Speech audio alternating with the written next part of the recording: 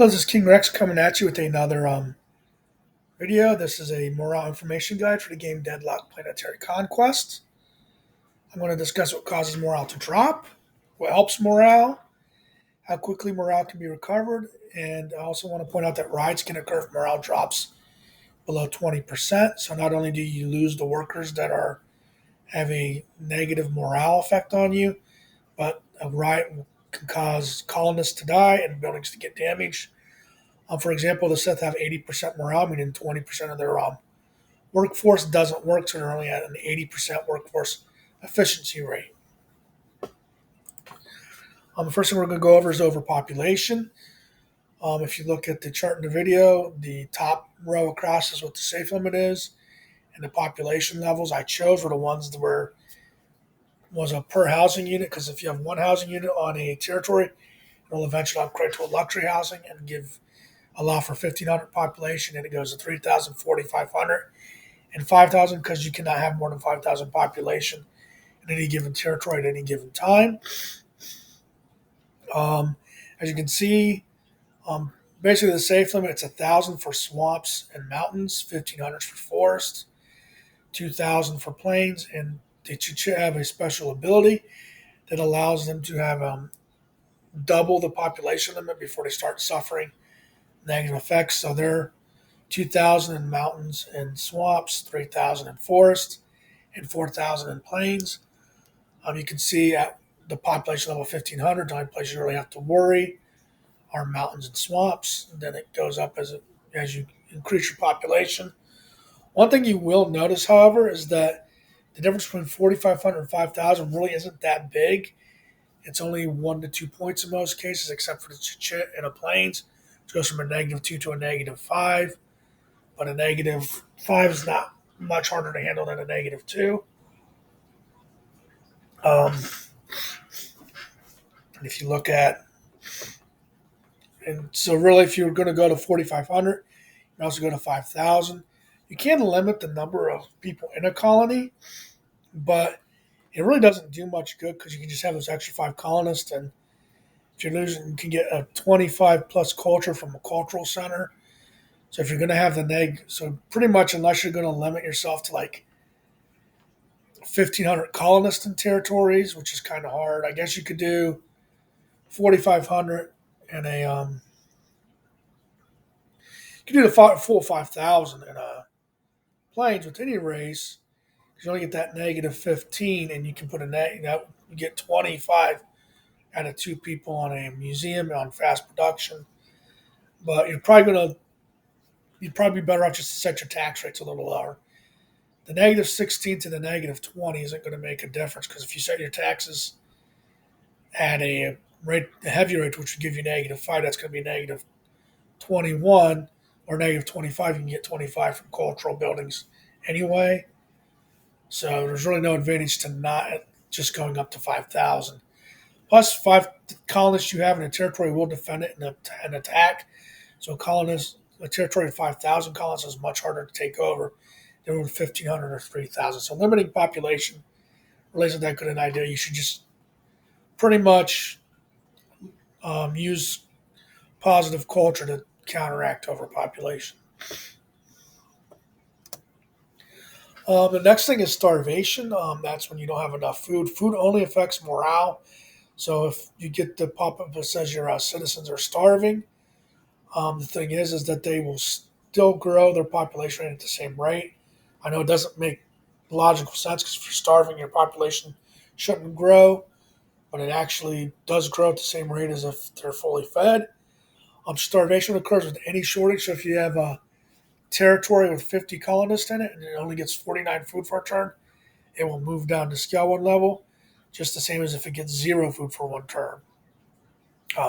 So you can shut off your food production for a turn or 2 if you want to make a whole bunch of wood, especially if you build up a lot of food.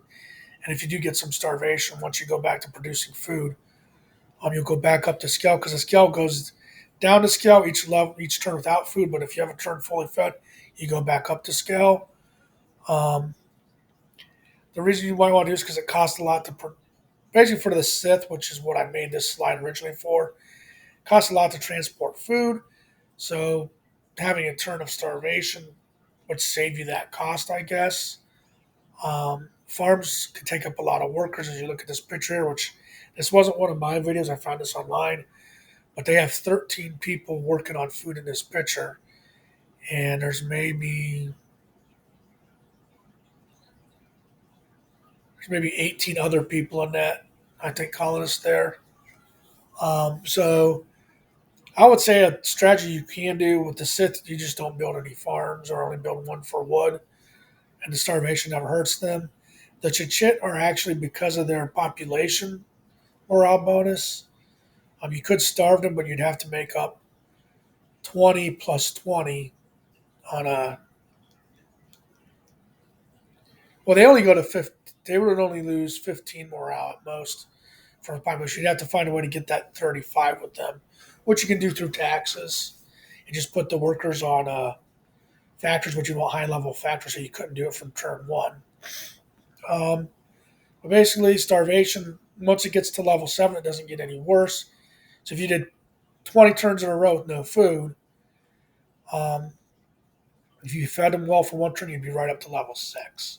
If you look at the levels, though, it really doesn't hurt you that bad on the first few levels because it's only negative 1 morale for 1 or 2 turns, 3 for 3 turns, and only 5 for 4 turns. It's once you get past that fourth turn in a row that you start getting hit pretty bad. Because negative 5 morale, I mean, it's not something you want to always deal with, but it's not terrible. The next thing is taxation. Different tax rates do um, cause a positive or negative morale effect. Um, so if you have no taxes, you get plus 10 morale. You have oppressed, you get negative 10. It falls on a scale in between. You can see the effective tax rate. This would be times the tax rate that your race normally pays. Most races do 100% tax rate, so moderate taxes for most races would just be straight 100%. If it's humans, it'd be 100% times 150, so it'd be 150%. And then the Sith, the Chit, and the Uva Musk all pay reduced tax rates, so then they would be less. So lower taxes on those races doesn't hurt as much because they pay a low rate anyway. So if you're taking, say, 75% of 70%, that's not as much money you're losing. You're choosing 25% of less money than you would say the humans. So the humans, it makes more sense to try to pump that tax rate up higher than it does with, say, the Chit who only pay a 70% tax. They pay less than half what the humans do for the same population. But they produce population faster. So it's all balanced out in the end. Military presence can change your morale too. It can change in two different ways. If you have a suppressing units, they improve the morale, but it also increases the likelihood that a territory will defect to another race. And the more advanced the unit, the more it improves morale, but the more likely it makes that defection possible. And patrolling units give a negative 1 morale per unit, and this is all on a per unit basis. So if you stack multiple units into a territory that that are suppressing that territory, they will actually stack up. Like I did, I think just to test, I took an old save game. I put a disruptor cannon, and I think it did a 15. And it was either a battle trooper or an assault trooper did a 13. So they do stack up. Once again, you're running the risk that the colonists will get unhappy enough to they'll defect to another colony. So it's not really advisable. I can see maybe doing it for one turn in a pinch, but then that could be the one turn you get that you get hit with that defection, which would really hurt, especially if it's a really good and important territory. And they will take a tech you have and give it to the race they defect to. They'll do one tech. So if you have, say, disruptor cannons and they don't, they might get that tech, which make them all the more stronger. Culture, it can only recover 10 points per turn for most races. The Maul can only recover 8 points per turn, which is one of their big negatives. They're also more likely to riot or defect. So you really don't want to mess around with culture too much with them. The Sith recover all lost morale in one turn. So if you do have a scandal or redo subversion, which we'll go over later, you can drop below to 80 with the Sith, but that's the only ways. The maximum culture from buildings is 25 per turn. So even if you have a building producing 40 culture, it's only going to give a 25 point positive. Same way from art, works of art, it's only 10 per turn. So you have more than 5 works of art in that territory, they're going to have no effect on culture in that territory. It should be noted that you can also get the suppression bonus, which varies based on the unit, and taxes can be up to a positive 10 too. So you could literally take 25 from a building, from buildings, um, 10 from art if you have enough works of art, and another 10 from taxes to make a 45 positive culture effect in your territory per turn. So you can offset a lot of the negatives here. The issue is if you set no taxes, all your income will be from trade, and it's very difficult to do that early in the game. But if you have good factories, you might just be able to go without your taxes. But you can get a lot of taxes from territories, so that's not quite as advisable, in my opinion, unless you really are combining it with some other type of strategy. Creating culture, the culture center, which is pictured here, is the most common way to create culture. You get not the this is not a culture center. This is a museum. The culture center is a little white building. They're you shouldn't use those. You get 10 culture from 5 workers. This is on regular production. If you do fast production, it doubles. But if you do a museum, which is pictured here, a little harder to build, but you get 20 culture from 3 workers. If you play fast production, you can put 2 workers on that building, and you'll get the maximum 25 culture out of it. So I like using museums. It does take a long time to upgrade a culture center to a museum, and 5 workers is a lot to put on culture. So don't build culture centers and build museums. I don't think you save much. I think it's cheaper monetarily, and you do. I don't think you save much as far as the other things that go into building it. Let me see here.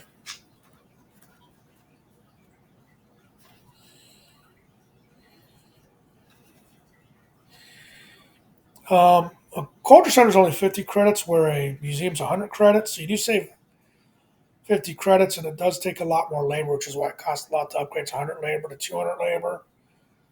Both of them are 25 wood, so it's really only an extra 10 energy and 25 metal. But it takes, I know it takes at least a couple turns to upgrade, maybe more than that. So I don't like building a culture center, then upgrade. I like just building a museum. Usually the squeeze point's wood because you don't need wood for a whole lot of things other than culture centers and mines, so you're probably not producing a lot of it. City centers, which you start with, will give you 15 culture from 8 workers, but that's not a very good culture rate.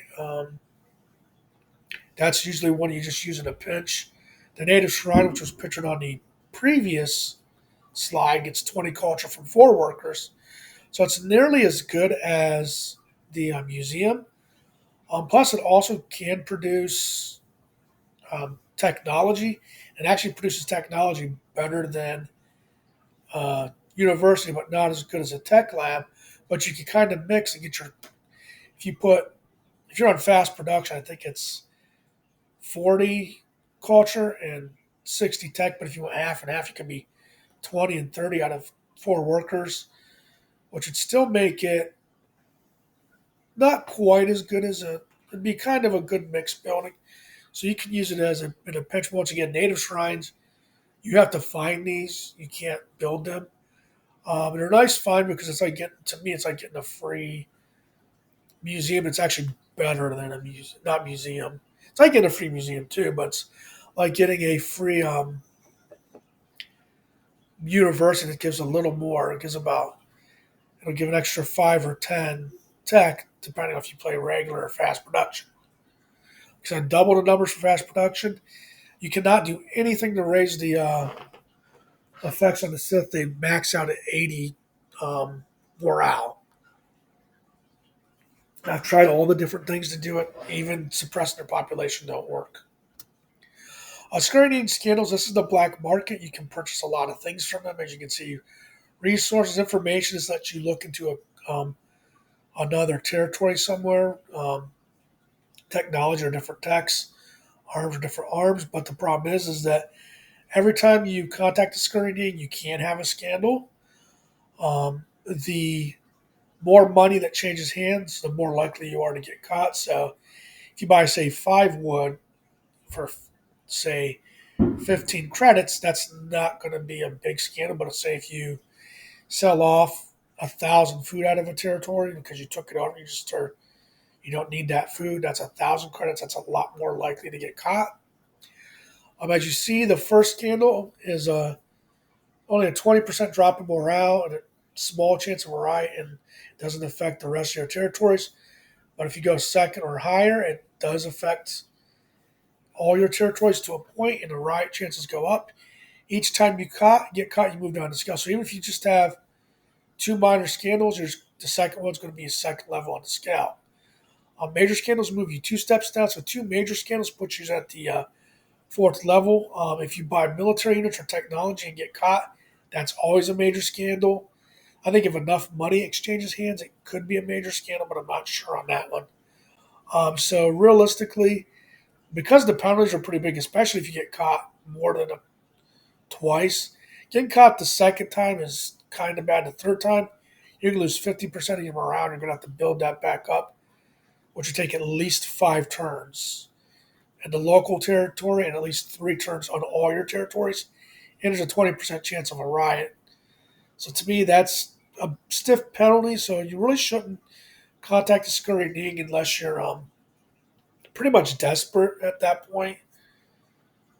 Because if you hit that third level, the fourth level is real bad. So if you're really desperate, you pretty much have no other choice.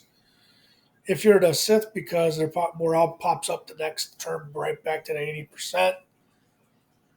Or I'd say if you're razzing territories, it's worth the contacting them just to sell off excess things that you don't want. Because you can razz a territory and you have to pay to transport the stuff back. So it could cost more to transport the stuff back than the money you make. So you can either just sell excess stuff off to the scurrying or just leave the resources sit there for anyone to take. Um, which I've done that before.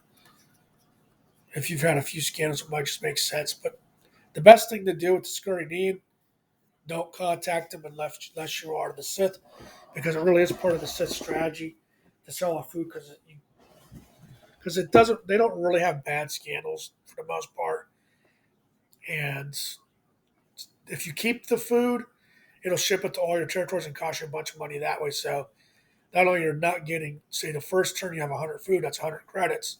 When you sell to your second territory, it starts shipping food into them. So you're losing a couple credits every turn for every colonist. So selling the food at the scurrying with the Sith makes sense. Relu Subversion. This basically the Relu their spies can subvert your morale of the other races. If you use it yourself, you can't effectively idle a territory with Relu Subversion. It can be very powerful if used correctly. The AI does not use this ability to the full effect. Generally speaking, they'll annoy you a little bit with it, but I've never had an issue where the Relu really was hurting me with Subversion. It might get you a turn or two here and there, but that's about it. All you can do is use patrolling units to get rid of them. You can also use other things to counteract morale negatives, like cutting your taxes down and stuff like that in the territory. Moving colonists out, you do risk moving mad colonists out, which would then be upsetting other territories, but it might be worth it to diffuse a little bit of that morale. But the problem is that the morale won't go. If you move a mad colonist out, you still have that same negative morale number in that territory, but it might get rid of some overpopulation negatives to help you that way. Thanks for watching. Like, share, subscribe, comment, and have a great day.